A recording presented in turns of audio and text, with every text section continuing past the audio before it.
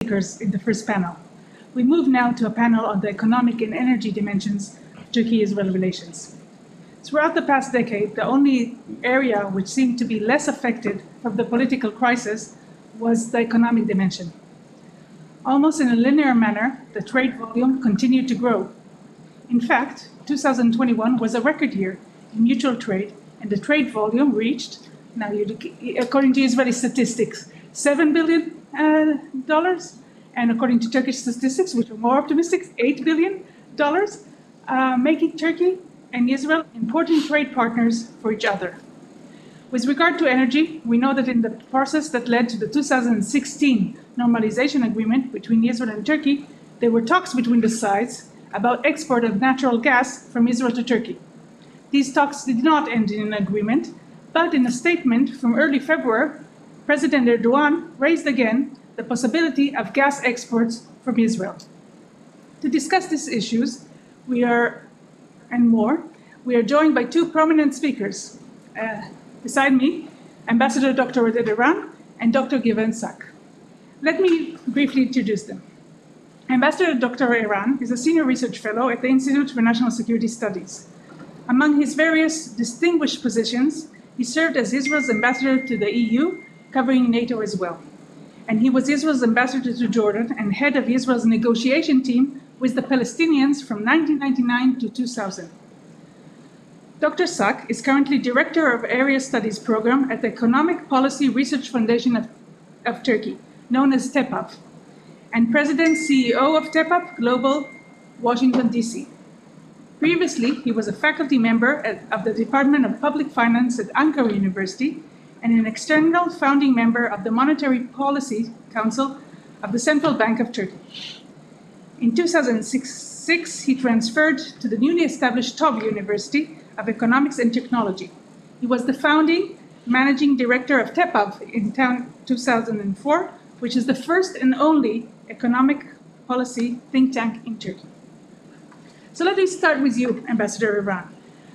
Do you think that the disputes among regional actors over gas discoveries in the Eastern Mediterranean also made the crisis between Israel and Turkey worse? I do think so, because the cooperation between Israel and Turkey, the potential in it, could be very positively influencing their relations. But the lack of the cooperation in natural gas and other regional economic possibilities reduce the potential for improving relations. There are, for example, the dispute between Israel and Lebanon.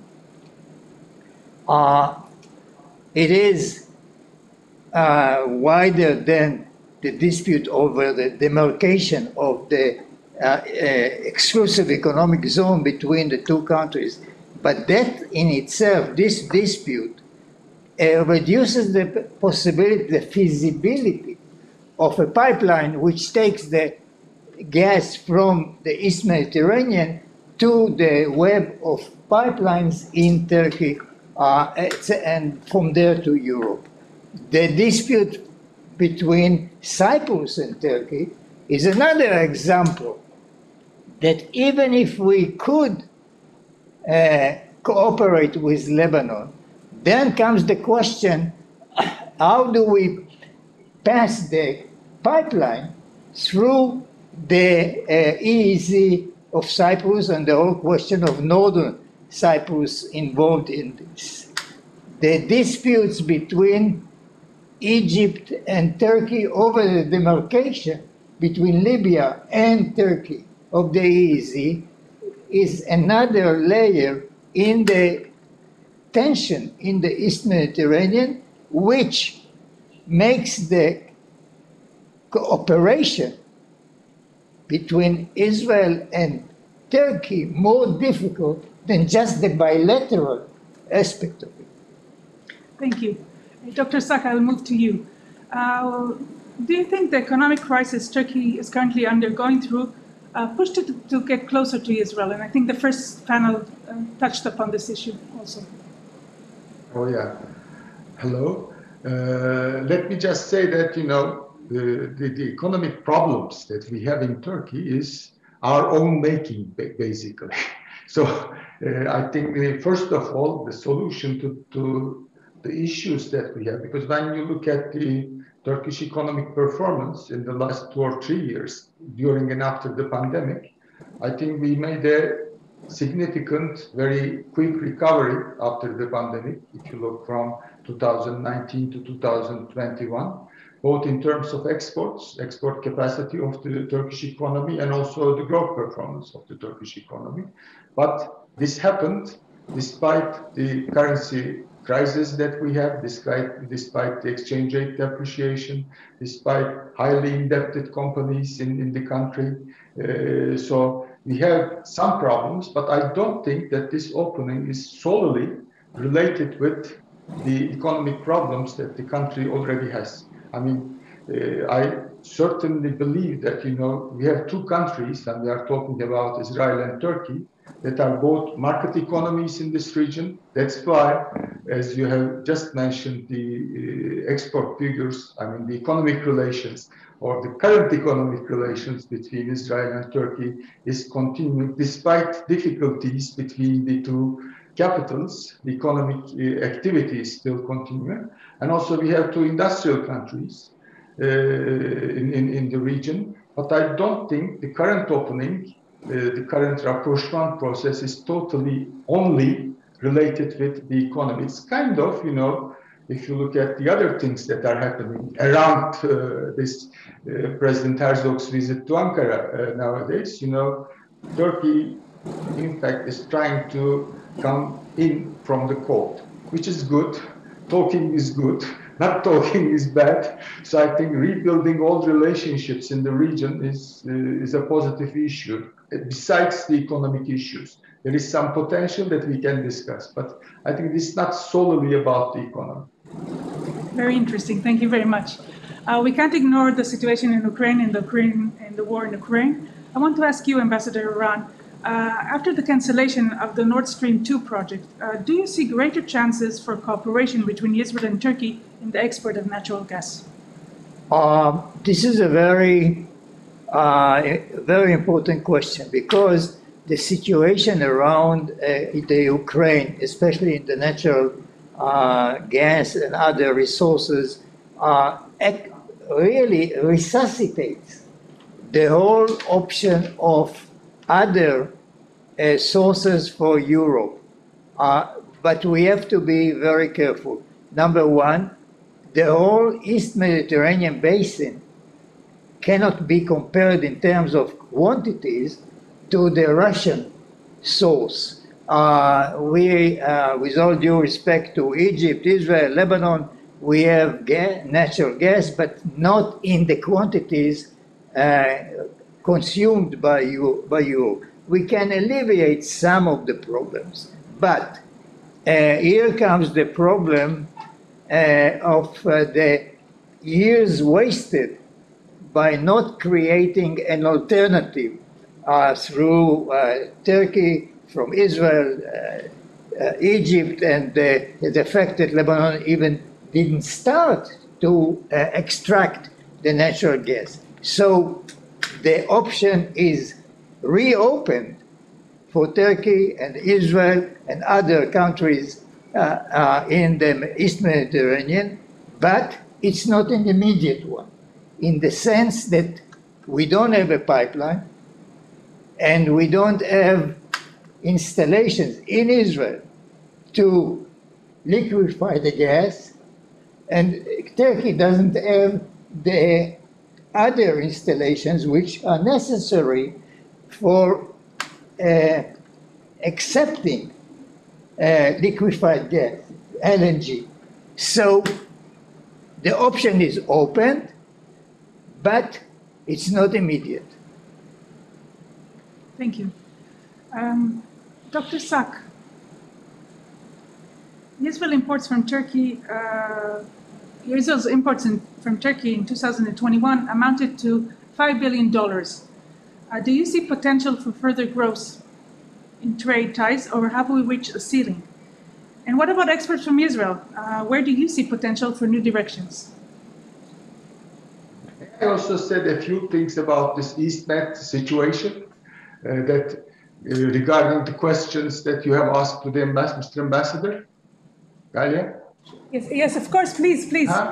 Okay. Yes, of course, please. Let me start from there, because I think for your first question to the ambassador, I think the anti-Turkey alliance in the EastMed was bad for Israeli-Turkey relations. I mean, EastMed Energy Forum was a very good idea, but having that without Turkey, I think, turned that into a joke.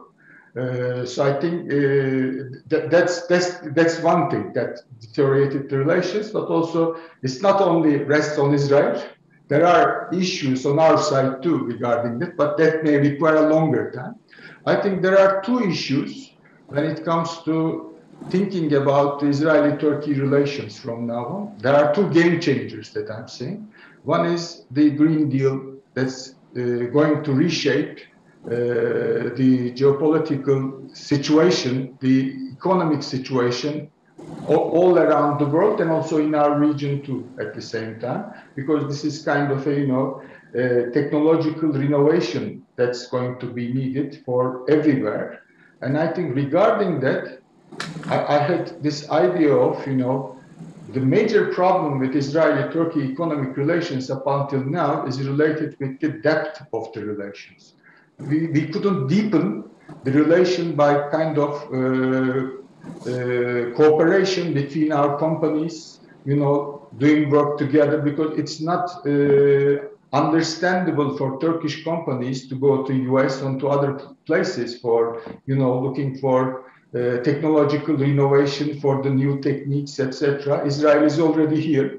And there is the potential in Israel. There is the potential for partnerships with the Israeli companies. But I think we lost that trust all over these, since 2007, 2008. We lost that trust.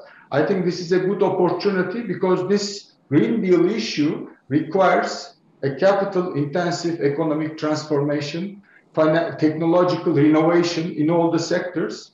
And I think that I see huge potential for cooperation. And I think the second game changer that is now happening, you will see how big a game changer that is the Russian aggression in Ukraine. I mean, in both Tel Aviv and in Ankara, we don't talk too much about, against, we don't raise our voices, let me say, but we are, I think it needs to be considered that if the objective at the end of the day is to de-weaponize Russia by doing something for some kind of sanctions on oil and gas and other things, in this interim period, in this transition period of the Green Deal, then I think having a bankable project regarding this, the East Mediterranean gas could again become a possibility. I mean, because when this Russian operation has started, I had this first notion that, it's going to take days. Now it is weeks. If it's going to be months, and if it's going to be a few quarters, then all such kind of projects, I think, are going to become more and more important. That may open new possibilities, because in Europe is going to be dependent. They are looking for opportunities for green hydrogen imports in the future, and that requires some natural gas also to go together with the green hydrogen. So there may be new opportunities for cooperation, and I think it's in the high-tech area, mostly in this technological renovation area. I think it is in the area of partnerships with Turkish and Israeli firms. If we can, build up this trust thing as quickly as possible, I think there will be many openings.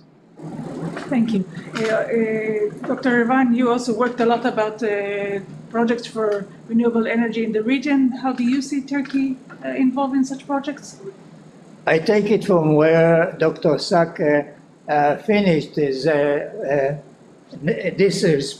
response now, and I would say that we have now a window of 30 to 40 years for the existing resources of energy. Then the window shuts down according to the international concept of how soon we move to the green revolution. This is very important in terms of, as you said, Dr. Sack, the bankability or the financial feasibility of certain projects, because every investor will look at how soon he can return the investment on pipelines, on installations, liquefying, deliquefying of gas, etc. I would say that one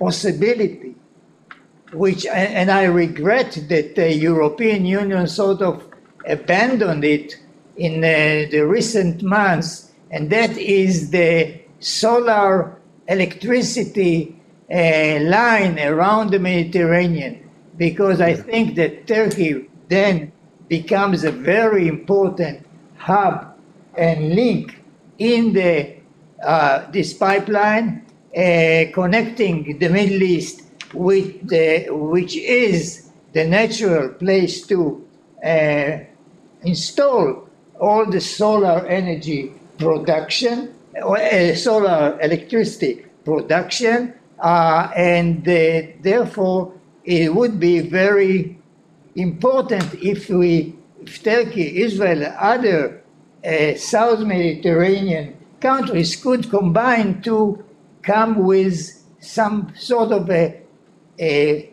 cooperation project to the EU and revive the idea. I think that the whole question of the combination, which Dr. Sack referred to, natural gas, hydrogen, is another field which will certainly be a very important key in the bridge between the current situation and the move to green, totally green resources or renewables. And so in terms of the cooperation in the next 3 decades, 4 decades, the work is we can look at certain ideas as the building blocks for cooperation between Israel and Turkey, and not only the two of them, but the adjacent neighboring countries.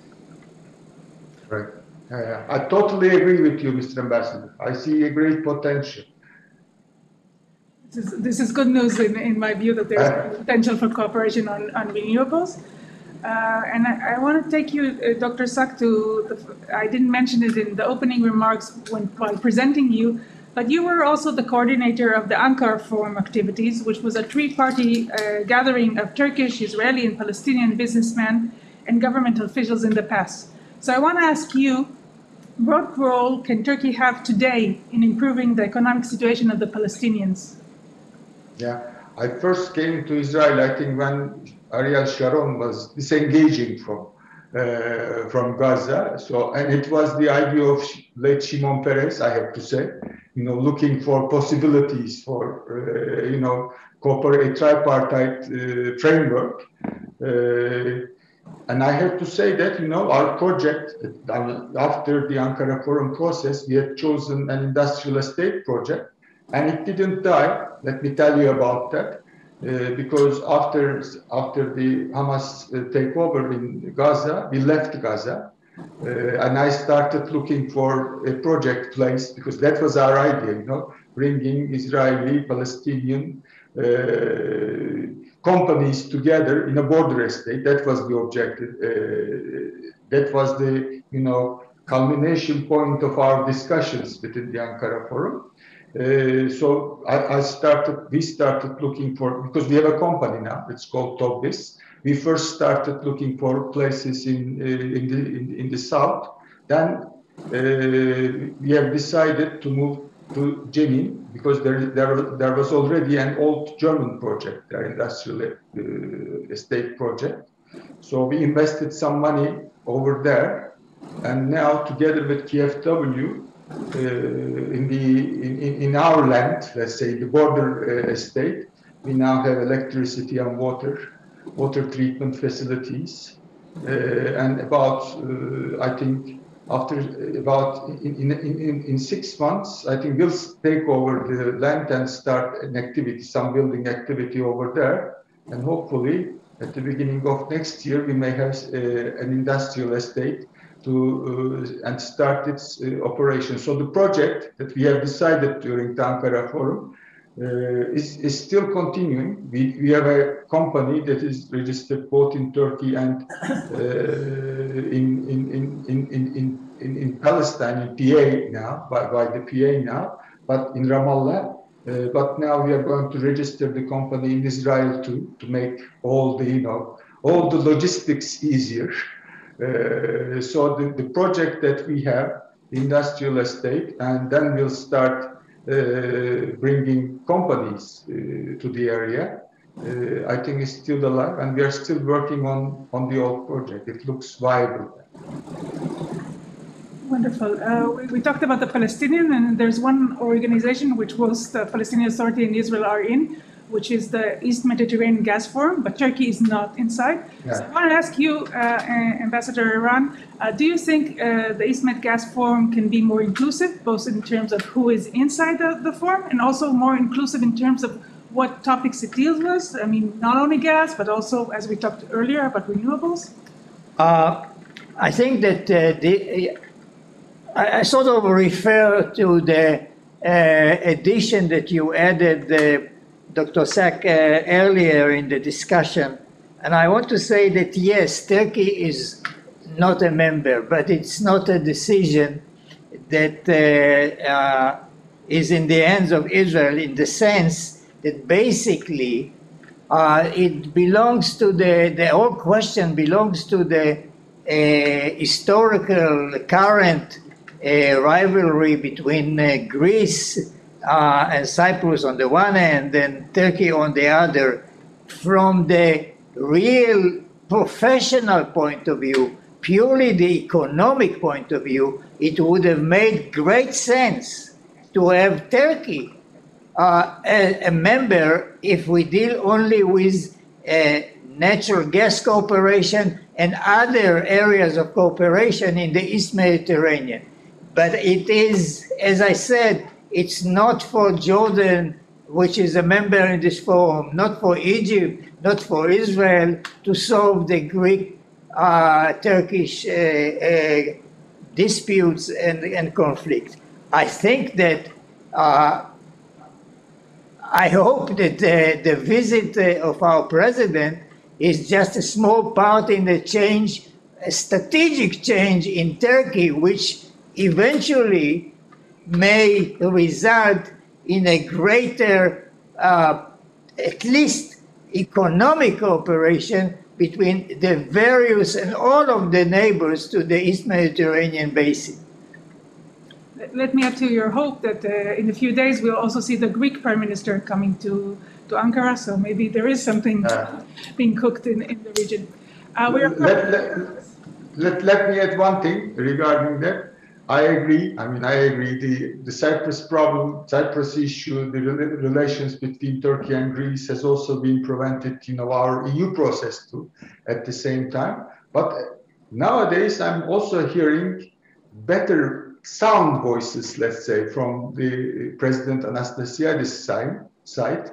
So maybe we can see some openings regarding that too, in the Eastern Mediterranean. Because especially after this, the Russian thing, we need to rethink all the old positions. This is a major game changer, I think. Fully agreed. Fully agreed. These are wonderful news. We're approaching our end, so I want to do with you a lightning round. You both have been following Turkish-Israeli relations for many years. How do you view the current rapprochement? What are the chances of success? We'll start with you, Dr. Sak. No. I think there is a chance of success. There is a great chance of success. At the outset, I said that talking is good, better than not talking. Let me rephrase that. Talking openly is better than, talking behind the doors. In the case of Israel and Turkey, I think talking openly can pave the way for a better basis for our relationship, because I think we need to work together. There's no question about that. Two market economies in the region, two industrial countries in the region. We have a lot to do in this whole Green Deal process is going to bring important geopolitical changes also in the region. So it's better to work on that economic transformation throughout all this region together. I think it is.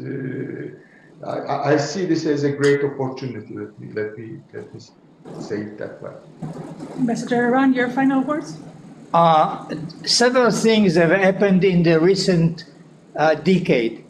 The Arab Spring, Corona, the Abraham Accords, at least the impression that the United States is withdrawing from the region. What it means to the region is that we need to increase the cooperation, get rid as much as we can from old historical disputes which prevent this cooperation. I think that both in Ankara and in Jerusalem, there is a reassessment of our regional policies in light of the developments which I mentioned, including the Abraham Accords between Israel and some Arab states. And all of these open new doors for cooperation and for the benefit of all involved in the region. Thank you. Completely agree. Thank you. Thank you very much, Dr. Sak. Thank you, Ambassador Eran, for your very insightful remarks. I hope this optimism that is coming out of this panel will also be matched by optimism from these very exciting pictures coming out of Ankara from the visit of the President Herzog in his meeting with President Erdogan. So thank you very much.